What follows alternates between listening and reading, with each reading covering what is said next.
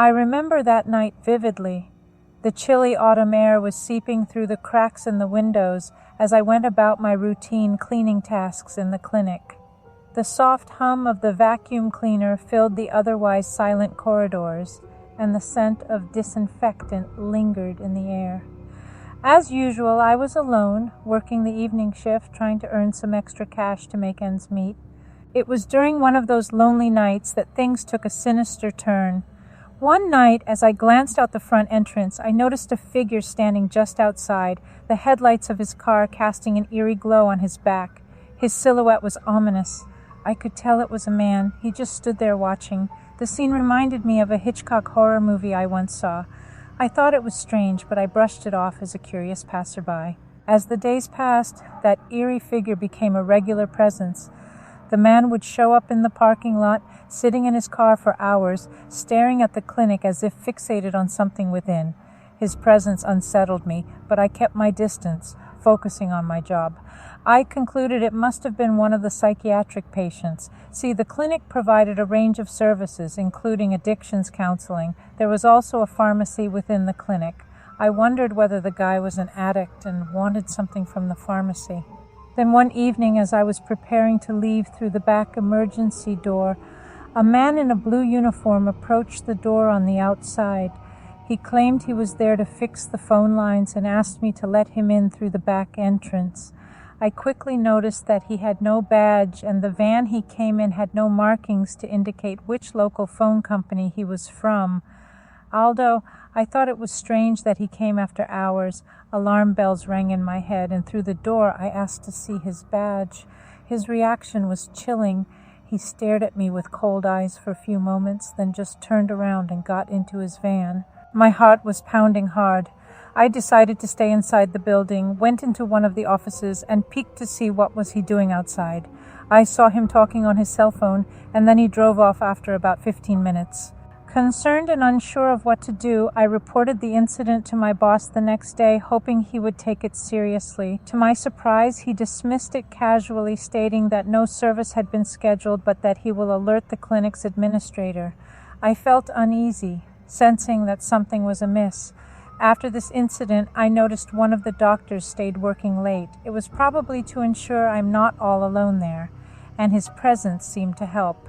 For a while, nothing else happened. The other creepy stalker guy still visited the parking, though. Or at least I thought the parking lot guy and the van guy were different people. The creepy guy from the parking lot continued to visit every night, and same as usual, he would just sit in his car. Luckily, my boyfriend would come to pick me up from work. We noticed the creep would not follow us home. This was comforting. We reported it to police, but there was nothing they could do, as the guy wasn't actively doing anything illegal. The real terror began after the doctor stopped working late shifts. I started working alone again. One evening, the creepy parking lot guy escalated his actions. He resorted to violently kicking the front glass door and pounding on the windows. He appeared crazed, driven by some sinister obsession. Fear gripped my heart and paralyzed me. I couldn't think straight. Instead of calling the police, I just huddled in a corner of a doctor's office, unsure of what to do. The next day, I mustered the courage to report the incident to my boss, convinced that he would take action this time. However, his response baffled me. He claimed that the man was merely the building's owner trying to access the clinic. This explanation made no sense and did little to quell my fears, as something about the situation felt super off. As the next couple of days wore on, I could no longer ignore the gnawing feeling in my gut. I just called my boss and quit the job. It just wasn't worth it, and I decided I'd rather be alive and safe than sorry. It was a hot summer day, and I found myself walking towards my counseling classes after getting a DUI. I had no intention of taking the bus, so I decided to enjoy the warm breeze on my face during the long walk. Little did I know that this decision would lead me into a chilling encounter that I would never forget. As I strolled down the sunlit street, two young girls, their faces pale with fear, suddenly ran up to me. They appeared to be around 11 or 12 years old, and their wide eyes pleaded for help. Trying to keep calm, one of the girls tearfully explained that they were at the mall when an old man with a long beard approached them. He had begun to follow them, causing them to feel terrified. With a sense of responsibility, I assured them that they were safe with me. However, my reassurances were short-lived, for on the other side of the street, an eerie sight caught my attention. An old, skinny man with a long, bushy beard rode a rusty bike at a slow pace. One of the girls pointed towards him and in a panicked voice said, "That's him!" My heart sank. I tried calming the girls down, telling them to just stay with me. If necessary, I was ready to physically defend the children. I tried not to think that the creep might be potentially armed. Considering he was on a bike, I figured he just wanted to follow the girls to see where they lived. In an attempt to protect the kids, I decided to lead the girls away from the threatening presence. But as I tried to convince myself that the man would continue on his way, he defied my hopes. He dismounted his bike, perched on the sidewalk, and fixed his unsettling gaze upon us. My instincts screamed at me to find a solution, go over to him and give him a piece of my mind. But I couldn't risk any further legal trouble given my current situation with the DUI. Quick thinking became my ally. I proposed that the girls and I pretend to enter a nearby residential building, hoping it would deter the man. Raising my voice, I loudly spoke as if I were related to the children and declared that I would call the police. This was before cell phones. We quickly slipped behind the apartment building, out of sight from the sinister stranger. Time seemed to slow as we waited in hiding. I knocked on a few doors in hopes of finding someone who could help us, but the silence of the deserted hallway echoed back at us. After what felt like an eternity, we emerged cautiously and were relieved to see that the menacing figure had vanished. Still shaken, the girls thanked me for my help. I still couldn't shake off the lingering feeling of unease, though. As the kids hurried home, I advised them never to venture to the mall without an adult by their side again. After my counseling class, my duty wasn't over. I promptly contacted the police, providing them with a detailed description of the creepy man. I hoped that they would catch him before he could harm anyone else. The incident left me with a profound sense of vigilance and the realization that darkness can lurk in even the brightest of days. After graduating with a bachelor's in psychology, I decided to take a break from further schooling, much to my parents' dismay. I wanted to make some money and see whether I wanted to continue in the field of psychology or something else. So I became a case manager for a local mental health agency. The weight of responsibility hung heavy on my shoulders as I braced myself for the tough challenges that lay ahead. Among the numerous cases I inherited, one stood out from the rest, a woman I'll call Sarah. My supervisor cautioned me about her severe psychosis, where she believed sinister stalkers were always lurking in the shadows. Despite the warning, I approached her with a compassionate heart, hoping to help her navigate daily life despite the dark labyrinth of her mind. Eventually, this case convinced me that not everything is as it seems. As we got to know each other better, Sarah began to confide in me about the relentless stalking she endured. The paranoia was palpable in her eyes, and I listened with bated breath as she painted a vivid picture of her tormentors. They seemed to haunt her every move. They were like unseen phantoms in the periphery of her existence. One cold winter's day, during one of our outings, the unsettling spectacle unfolded before us. We just pulled out of the parking lot in front of Sarah's apartment building when a single red car began to follow us. Its taunting presence was impossible to ignore, but it didn't stop there. One by one, more red cars of the same make and model emerged, forming a menacing caravan behind us. Dread clawed at my heart as Sarah calmly revealed their sinister intent. "They'll honk based on their number," she whispered with an eerie certainty. My heart pounded in my ears as I watched, mesmerized, when all four cars unleashed their piercing honks in chilling unison.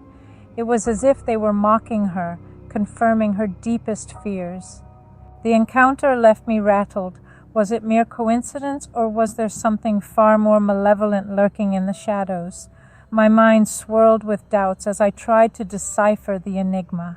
Though the incident nagged at me for days, I tried not to dwell much on it and kept about my business. When I visited Sarah again following week, she seemed very stressed. Sarah spoke of strange weapons, invisible yet tormenting, inflicting buzzing sounds whenever she sought rest. Her eyes darted nervously, and her once welcoming demeanor was now tinged with more paranoia. "I know what you think of me," she whispered, her voice tinged with sorrow and frustration. "But I'm not crazy. You saw it too, didn't you? The red cars, they're real." Her words echoed in my mind, an eerie resonance that refused to fade away. I did witness something that I couldn't explain. All I mumbled was, "I remember. I believe you." As time went by, the strange stalking incidents surrounding Sarah intensified, leaving me utterly baffled and unnerved. It was as if the malevolent forces were becoming bolder, making their presence known through unnerving synchronicities that defied all rational explanations. One day, while we were taking a walk through a bustling downtown street to go to a bank, Sarah abruptly stopped and said, "They're watching," she murmured, her voice trembling with apprehension. "Watch what happens next. They always wear red. They mock me with the color red." Confused but intrigued, I gently redirected our conversation. Then, few minutes after, Sarah stopped again and pointed at a coffee shop. "There, see, I told you." I followed her gaze and noticed a group of people huddled around a table near the window. At first glance, it seemed like an ordinary gathering, but then I noticed something peculiar. Each person wore a red accessory, a scarf, a hat, or a shirt. My heart skipped a beat when Sarah repeated, "They always wear red to mock me." As we continued our walk, the red-clad group trailed behind us, maintaining a suspicious distance. It was as if they were shadowing our every move, lurking in the periphery, just like Sarah had feared. My skepticism wavered as the strange coincidence played out before my eyes, leaving me grappling with the disturbing possibility that Sarah's fears might be grounded in chilling reality. On another occasion, while driving to a nearby park, Sarah suddenly tensed up, her eyes darting to the rear-view mirror. "They'll block us in," she muttered, her voice filled with trepidation. "Watch." Sure enough, as we approached the park's entrance, 3 red cars strategically positioned themselves to create a barricade. My heart pounded in my chest as I realized that Sarah's prediction had come true yet again. It was too calculated to be a mere coincidence, and the conviction in her voice left me struggling to dismiss her fears as mere delusions. But perhaps the most disturbing incident occurred one afternoon when I visited Sarah to complete some paperwork. As we chatted in the living room, she suddenly fell silent, her eyes wide with fear.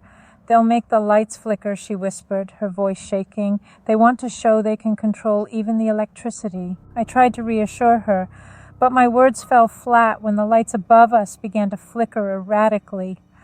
A sense of dread washed over me as the room plunged into darkness, punctuated by the ominous rhythm of the flickering lights. Sarah clutched my arm, visibly terrified. I couldn't deny the possibility that she was onto something far more sinister than my rational mind could grasp. As the incidents continued to unfold, the more I believed Sarah, the red-clad strangers, the strategic car blockades, the flickering lights, they all formed a chilling pattern that seemed to defy all logical explanations. Sarah's predictions were too uncanny to dismiss as mere chance, and with each new incident, the chilling realization sank in that she might be right about the relentless stalking she endured. The stalking incidents were too orchestrated, too precise to be brushed off as mere paranoia. But there's one question that I may never get an answer to, and that is, why? Why would anyone stalk Sarah, driving her to madness? I still don't know. A few years back, I had this really creepy experience with someone stalking my house. It all started one fine day when I had a day off from work and the weather was just perfect. I was doing dishes in the kitchen, and since it was so nice outside, I left the window open to let in some fresh air. As I was scrubbing away at the dishes, I heard footsteps outside. I turned my head towards the open window and caught sight of a red baseball cap moving past towards the back of my house. Naturally, I was curious, so I called out, "Hello?" The moment they heard my voice, they seemed to change their course, heading back in the direction they originally came from. I quickly dried my hands and rushed to the window, only to see the person speeding out of my driveway in a pickup truck. It all happened so fast. The next strange incident occurred when I was returning home from an appointment. My street is a dead end, and my house is at the far end of it. As soon as I turned onto my street, I noticed a pickup truck bolting out of my driveway. Initially, I tried to give the benefit of the doubt, thinking they were just turning around or something innocent like that. But something about the way they were initially deep into my driveway made me feel like it wasn't just a coincidence. As if that wasn't enough to make my skin crawl, I also noticed that the doorknobs on both my front and back doors were becoming loose way too frequently. It was like someone was tampering with them, and it freaked me out.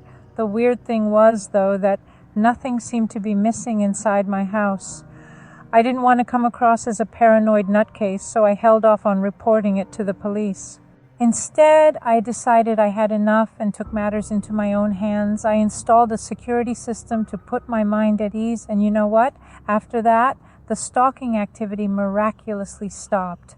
But the whole thing still leaves me puzzled to this day. Who was it, and why were they stalking my house? I've got no idea. I'm not rich and don't own anything that would attract attention. I'm just relieved that the security system did the trick and kept whoever it was away from my home.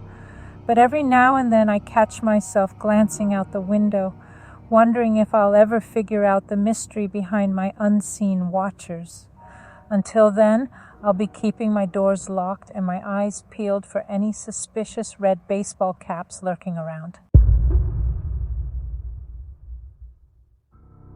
It was just another morning in my apartment complex, a place bustling with residents coming and going. The large parking space provided convenience, and the proximity to various coffee shops, especially my favorite, Dunkin' Donuts, was a delightful perk. But little did I know a chilling encounter was about to change my life forever. I strolled out of Dunkin' Donuts, coffee in hand, and approached my car in a rush to make it to work on time. As I reached for the car door handle, a sudden grip on my waist paralyzed me with fear. I let out a piercing scream, struggling to break free from the stranger's grasp. He was trying to pull me into a nearby van, and panic surged through my veins. Thankfully, a tall passerby witnessed the horrifying scene and sprang into action, immediately dialing 911 and rushing towards me. The unexpected hero's arrival startled my assailant, who swiftly released me and dashed back to the driver's seat. The van sped off, leaving behind a trail of dread and confusion. But before the would-be kidnapper left, I took a good look of him. He was someone I had seen before. We innocently interacted at the postal boxes area a few times. He had once asked me for the landlord's phone number, but at the time I hadn't thought much of it and didn't pay it any mind. Now, in hindsight, it dawned on me that he might have been stalking me for a while, carefully observing my routines and habits. The stranger's motive remained a mystery. I had no idea who he was or what he wanted from me. I was left feeling vulnerable and unsafe in a place I had once considered my home. With the police now on the scene, we filed a report, hoping they could track down this dangerous individual. Since this event, I became more cautious, always looking over my shoulder, and I never felt at ease in the once familiar surroundings of my apartment complex. The incident taught me the importance of being aware of my surroundings and the potential dangers that can be concealed beneath the seemingly ordinary. Thank you for listening to these stories. I hope you enjoyed them. If you did, please like and subscribe.